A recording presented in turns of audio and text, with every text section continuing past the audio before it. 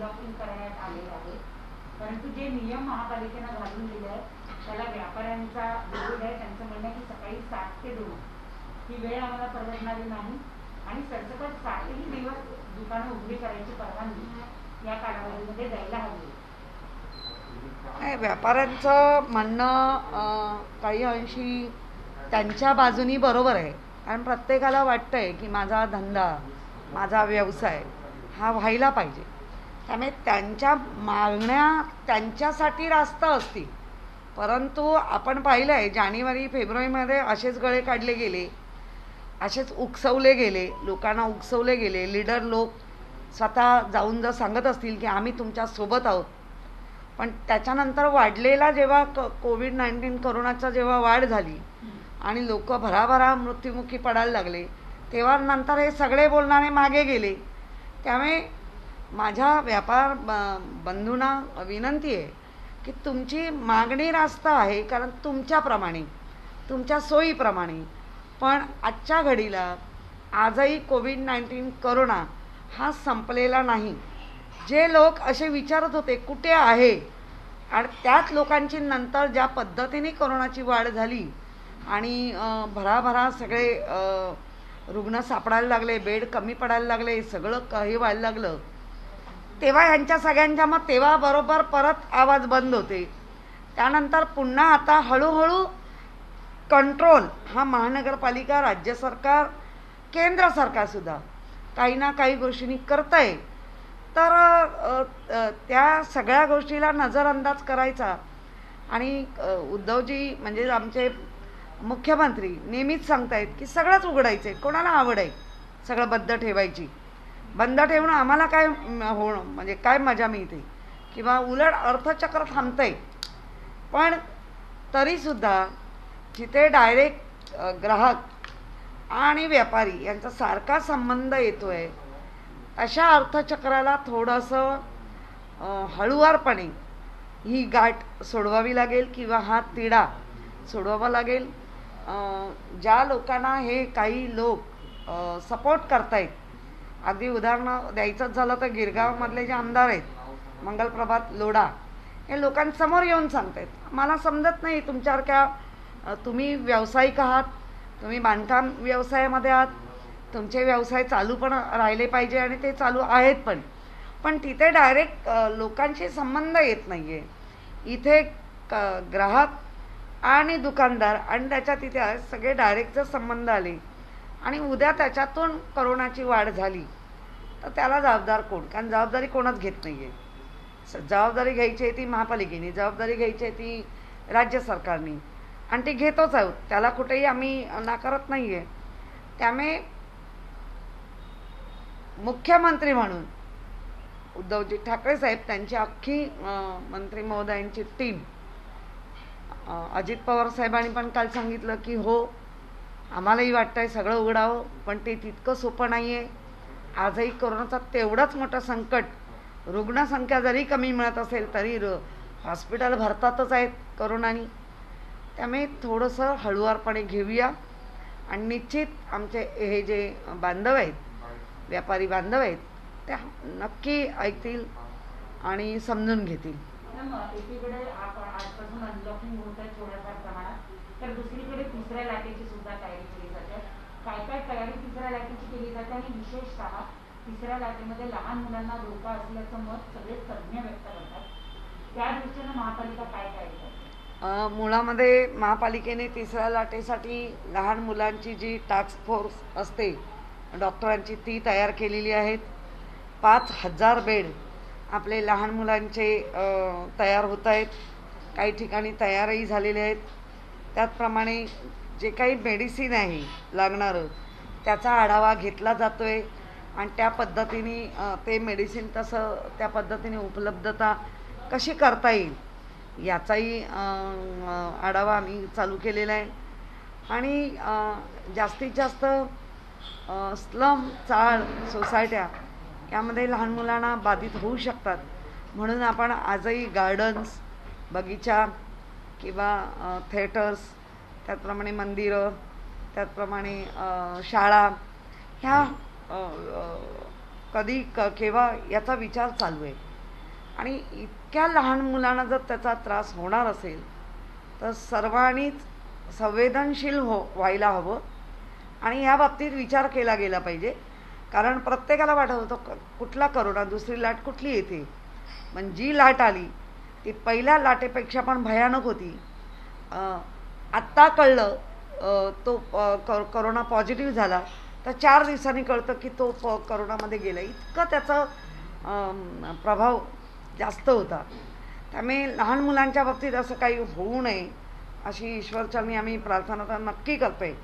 पण नुसती प्रार्थना नव्हे तर कर्तव्यातून पण आपण तयार राहतोय एवढं नक्की.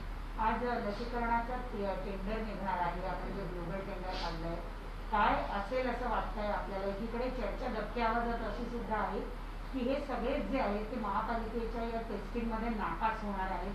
त्यामुळे जे ग्लोबल टेंडर मुंबई महापालिकेनं काढलं ते प्रत्यक्षात निघणारच नाही अशी एक चर्चा आहे.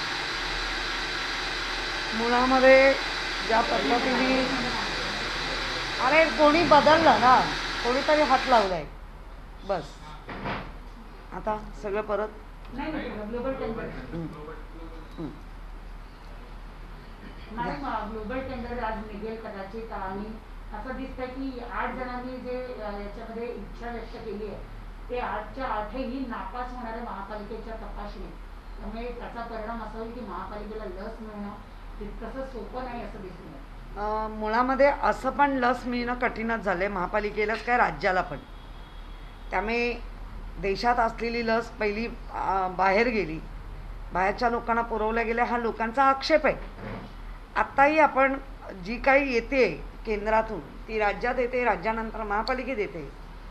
किमान आम्ही हा प्रयत्न तरी करतोय की जास्तीत जास्त एकतर कुठलंही आलं आणि म्हणून घेतलं असं होणार नाही. ते पूर्ण निकष तपासूनच घेणार की जेणेकरून वॅक्सिन ज्याला मिळणार त्याला डोस कंप्लीट झाल्यानंतर कोविड होऊच नाही. हा जो काही पूर्ण देशामध्ये नव्हे पूर्ण जगात प्रयत्न आहे त्यातला एक प्रयत्न महापालिकेने स्वतःहून केलेला प्रयत्न आहे. त्यामुळे आज उघडणार आहे. आजच्या दिवसामध्ये वाट बघायला लागेल, नक्की काय होत आहे ते बघावं लागेल.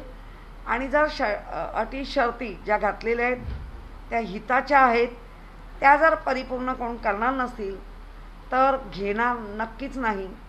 वेगळा त्याच्याबद्दल विचार होऊ शकतो पण तो केंद्र आणि राज्यातून दिलेल्या गाईडलाईननुसार. त्यामुळे महापालिका ग्लोबल टेंडर मागवणारी पहिली महानगरपालिका आहे. पण त्याच्यामध्ये अडचणी आम्हालाही कळत आहेत, खूप आहेत, पण आम्ही किमान प्रयत्न तरी केला आहे. अनलॉकचे नियम लागू झाले आणि आज मुंबईमध्ये सगळीकडे मोठ्या प्रमाणात वाहतूक कोंडी बघायला मिळते. काल मुख्यमंत्री सुद्धा त्यावर बोलले. याच्यावर उपाय काय? कारण आज सगळीकडे मुंबईत सर्वत्र वाहतूक कोंडी आहे. नाही, आजच्या घडीला खरं लोकांनी आजही समजून घ्यायला हवं आहे.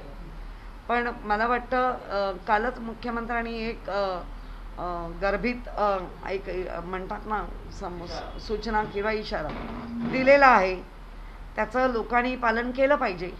कारण शेवटी कुठलाही निर्णय, कुठलीही एवढी मोठी साथ, एवढं मोठं संकट हा एकटा राज्य सरकार, महानगरपालिका किंवा केंद्र करू नाही शकत. त्याला लोकांची साथ लागेल आणि लोकांनी साथ द्यायलाच हवी. जर ते देत नसतील तर वेगळा विचार करावा लागेल असं मुख्यमंत्र्यांनी ऑलरेडी सांगितलेलं आहे. त्यामुळे राज्य सरकार हे सगळं बघतंय. राजेश टोपे साहेब स्वतः हे अनुभवत आहेत, मुख्यमंत्र्यांनी स्वतः अनुभवत आहेत. त्यामुळे निश्चित याच्यावरती काहीतरी मार्ग राज्य देईल. मॅडम, कालपासून परदेशी जाऊ इच्छिणाऱ्या विद्यार्थ्यांना लसीकरण सुरू झालंय पण त्याच्यामध्ये खूप गोंधळ दिसून येतो. केवळ 3 केंद्र आहे आणि 3ही केंद्रांवर केवळ 30 लसी उपलब्ध आहेत. त्यामुळे अशा विद्यार्थ्यांची एक मोठी कोंडी होते. दुसरी त्यांची समस्या ही पण आहे की 84 दिवसाचा कालावधी हा खूप मोठा होतो आणि अनेक विद्यापीठ दरम्यानच्या काळामध्ये सुरू होते. काल आम्ही स्वतः कस्तुरबा हॉस्पिटलला गेल्यानंतर लक्षात आलं बरेच विद्यार्थी असे आहेत की ज्यांना डायरेक्ट परदेशातले हे आलेलं आहे, त्यांच्याकडे ते पत्र आहे. तर काही जणांकडे तेही पत्र नाही आहे, फक्त त्यांनी करस्पॉन्डिंग केलेलं आहे.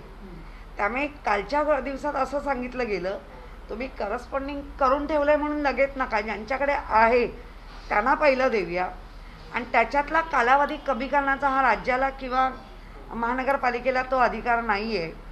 तो आपण पत्रव्यवहार मुख्यमंत्र्यांनी ऑलरेडी केलेला आहे. त्या केंद्राने त्या पद्धतीने दिलं तर सगळ्या देशातच जे जाणारी लोक आहे, मुलं आहेत अभ्यासासाठी, ती जाऊ शकतात. अनेक असे आहेत की आता नोकरीसाठी पण जाऊ इच्छितात, तर त्यांना ह्या 2 वॅक्सिन दिलेल्याचं सर्टिफिकेट मिळणं गरजेचं आहे. आणि त्यासाठी केंद्राकडे आपण वारंवार आता बोलतो आहोत. केंद्र जी गाईडलाईन देईल त्या गाईडलाईनप्रमाणे आपल्याला चालायचं आहे. पण आपल्याकडे जे आत्ता वॅक्सिन आहे, जसं येतं आहे त्या पद्धतीने आम्ही देतो आहे. ज्यांच्याकडे क्लिअर त्यांना कळवलं गेलं आहे परदेशातून की तुम्ही या, त्या लोकांना पहिलं प्राधान्य आहे. ज्यांनी करस्पॉन्डिंग केलेलं आहे आणि त्यांना जायचं आहे त्यांना सेकंड हे आहे. तोपर्यंत मला वाटतं ह्या आठवड्याभरामध्ये बऱ्यापैकी ह्या सगळ्या गाईडलाईन क्लिअर होतील. मॅडम, काल जे अनलॉकचे गाईडलाईन मुंबई महानगरपालिकेच्या आलेल्या आहेत त्याच्यामध्ये डावी बाजू आणि उजवी बाजू याच्यावरून व्यापाऱ्यांमध्ये वेगळा संभ्रम सध्या बघायला मिळतो आहे. कारण डावी बाजू सुरुवातीची कोणती ग्राह्य करायची या संदर्भात कुठलंही स्पष्टीकरण त्यांना दिलं नाहीये. काय कोणी सांगा? नाही, खरं म्हणजे स्पष्टीकरण द्यायची गरज नाही. प्रत्येक रस्त्याला जे लोक आहेत, काही व्यापारी आहेत, त्यांच्या संघटना बरोबर आहेत. त्यांनी जरी बसून ठरवलं की चला आज ही 20 दुकानं उघडी राहतील सोमवारी, तर पुढची समोरची मंगळवारी राहतील, इकडची बुधवारी राहतील, तिकडची गुरुवारी राहतील, सगळंच सरकारने गाईडलाईन दिलेली आहे. त्या गाईडलाईन लोकल लेवलला आपण फॉलो केल्या पाहिजे. आणि मला वाटतं बरेच लोक त्याला फॉलो पण करत आहेत. मॅडम, अजून एक महत्त्वाचा मुद्दा म्हणजे की लोकल ट्रेन सुरू व्हाव्या अशी अनेकांची इच्छा आहे. महापालिका म्हणून आपण राज्य सरकारला त्याबद्दल काही पत्र लिहिणार आहोत का, किंवा आपला काही विचार आहे का? कारण आजची गर्दी पाहता कदाचित आपलं नाही, याचं उत्तर महानगरपालिकेच्या माध्यमातून आम्ही नाही देऊ शकत. कारण राज्य सरकार निश्चितच याचा विचार करेल. कारण मागच्या वेळेला पण आपण पाहिलं, मी स्वतः लोकलमधनं प्रवास करून पण पाहिलं आहे, बरीचशी लोकं विदाऊट मास्क, म्हणजे आजही जरी वॅक्सिन आपण घेतलं तरी मास्क लावणं हे जास्त बंधनकारक आहे. आणि ते लावताना दिसलं नाही. आणि खूपच गर्दीने लोक ये जा करत होती. आणि त्याच्यामध्ये सगळी राज्य वेगवेगळ्या माध्यमातून वेगवेगळ्या राज्यांमध्ये रुग्ण जास्त मिळाले. त्यामुळे मला वाटतं आपल्याला थोडं अजून थांबावं लागेल असं दिसतंय चित्र, की आजही करोनाचं संकट नक्की थोडंसं कमी झालं आहे पण संपलेलं नाही. ताई, काल राज्य निवडणूक आयोग आणि महापालिकेच्या अधिकाऱ्यांची बैठक झाली, ज्यामध्ये सांगितलेले आहे की फेब्रुवारी 2022 मध्ये होणारी मुंबई महापालिका निवडणुकीची प्रक्रिया तुम्ही सुरू ठेवा. कोरोनाचं संकट आलं तर त्या वेळेनुसार परिस्थितीनुसार निर्णय घेतला जाईल. काय अधिक माहिती आहे आणि शिवसेना सज्ज आहे? नाही, मुळामध्ये शिवसेना हा पक्ष जरी असला आणि निवडणूक आम्ही लढवतो, पण आमचा नेहमीच जास्तीत जास्त काम करत राहण्याचं आहे. त्यामुळे राज्य किंवा निवडणूक आयोग आणि महानगरपालिका जे निर्णय घेतील त्याला सगळेच सामोरे जाणारच आहोत. आणि खरं आहे, जर कोविडचं संकट कमी झालं, अगदी कमी झालं, तर निवडणूक घेणं बंधनकारक होईल. नाही तर आपण पाहिलं आहे इतर राज्यांमध्ये निवडणुका घेतल्या वाटेल तशा सभा झाल्या आणि त्याच्यानंतर बाधित झालेल्यांची संख्या, मृत्यूदेह नदीत पडलेले पाहिलेले आहेत, म्हणजे त्यांना अग्नी द्यायला सुद्धा जागा नव्हती. त्यामुळे एवढी मोठी रिस्क या मुंबईत किंवा महाराष्ट्रात, कारण मुंबई महानगरपालिका एकच निवडणूक 22ला नाही आहे, याच्यामध्ये 5 काही 6 मोठ्या राज्यांच्या पण महानगरपालिका आहेत, त्यांच्या एकाच वेळेला त्या असणार आहेत.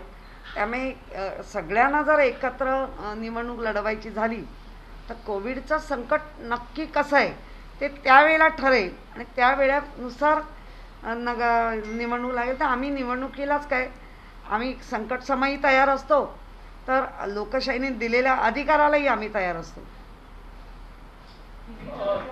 सही 2-3 प्रश्न हिंदी में पण। सबसे पहला सवाल कि नए गाइडलाइंस लागू हो गए हैं आज से, लेकिन फिर भी जो छोटे व्यापारी हैं, जो दुकानदार हैं, उनकी मांग थी कि इसे और ज़्यादा सहूलियतें दी जानी चाहिए, क्योंकि पिछले दिनों से जो लॉकडाउन है उससे उनका काफ़ी नुकसान हुआ है। क्या कहेंगे आप? नहीं, नुकसान तो हर एक का हो रहा है और नुकसान पूरा मुंबई में नहीं, पूरा वर्ल्ड में हर एक का हो रहा है.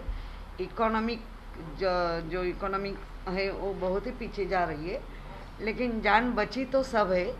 और जो लोग व्यापारी है वो लोगों के उनके लिए जो मांग की है वो रास्ता है, लेकिन जो संकट है और वो गड़द होता है और तकलीफ होती है, तो उसके लिए राज्य सरकार सोच रहा है। और मुझे लगता है जो गाइडलाइन दी है वो गाइडलाइन सबने वो फॉलो करनी चाहिए। मैडम, इसके अलावा जो दूसरा इम्पोर्टेंट सवाल है वो है स्टूडेंट से जुड़ा हुआ। बीएमसी ने अलाउ कर दिया है कि जो स्टूडेंट बाहर पढ़ने जा रहे हैं उनका वैक्सीनेशन किया जाए, लेकिन जो गैप है नंबर ऑफ डेज जो दूसरे डोज है उसमें काफ़ी लंबा गैप है, जिसकी वजह से कई स्टूडेंट्स के जो डेडलाइन है वो गुजर जाएंगे। तो ऐसे में क्या इंतजाम किए जाएंगे बीएमसी द्वारा जो इनको ये समस्या इनकी सॉल्व हो सके? नहीं, बीएमसी जो वैक्सीन केंद्र से राज्य से महानगर पालिका वो हमारा काम कर रहे हैं, लेकिन जो गैप का जो है WHO ICMR या केंद्र का गाइडलाइन आती है वो उस हिसाब से चलती है वैक्सीन। उनके लिए ये सब बच्चे लोग जाने वाले हैं, उनके लिए हमारे मुख्यमंत्री उन्होंने वो डिपार्टमेंट को अपने पंतप्रधान के साथ बात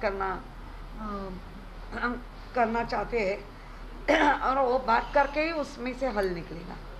हम इसके अलावा बीएमसी के चुनाव जो होने हैं 2022 में उसको लेकर कल एक बैठक भी हुई और कहा गया कि आप तैयारी शुरू कर सकते हैं, लेकिन जो फैसला है वो जैसी स्थिति होगी उस पर ली जाएगी। तो क्या बीएमसी के लिए शिवसेना की क्या तैयारी है, क्या सही रहेगा ऐसे समय चुनाव की तैयारियों में लगना और चुनाव करवाना? नहीं, चुनाव एक डिपार्टमेंट अलग ही है, वो तो उनका काम उन्होंने करना ही चाहिए और करते रहेंगे। उस टाइम जो 2022 जनवरी और फेब में इलेक्शन होता है, मार्च में उसका पहला महापौर वो मार्च में 2022 में बैठेगा, तो तब तक वो उनका तैयारी तो करना ही चाहिए। लेकिन उस टाइम कोरोना की स्थिति कम होती है, बिल्कुल कम हो जाती है कम, तो इलेक्शन होगा। और कोरोना की स्थिति बढ़ती है और ज़्यादा ही लोग बाधित हो रहे, तो जैसा नवी मुंबई का इलेक्शन अभी आगे गया है वैसा ये भी इलेक्शन आगे जा सकते हैं, लेकिन तैयारी तो करनी ही पड़ेगी। और हर एक पक्ष अपना अपना काम चालू कर रहे हैं।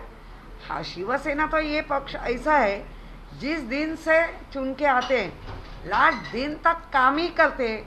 हमारे सब शाखा प्रमुख से इमारत प्रमुख से सब लोग आगे ही रह के काम करते हैं, तो हमें इलेक्शन की चिंता नहीं है। इलेक्शन डिपार्टमेंट का काम उनको करने दो, आयोग है वो, उनका काम उनको करने दो, उनकी तैयारी होनी ही चाहिए। कम होता है तो राज्य सरकार निर्णय ले सकता है, इलेक्शन लेना है। और इसमें मुंबई ही नहीं है, बड़े 5 महानगर पालिका है उसमें कि जिनका 2022 में इलेक्शन होना ही है। महानगर पालिका ही नहीं है, नगर पालिका भी है उसमें, ऐसे बहुत इलेक्शन है।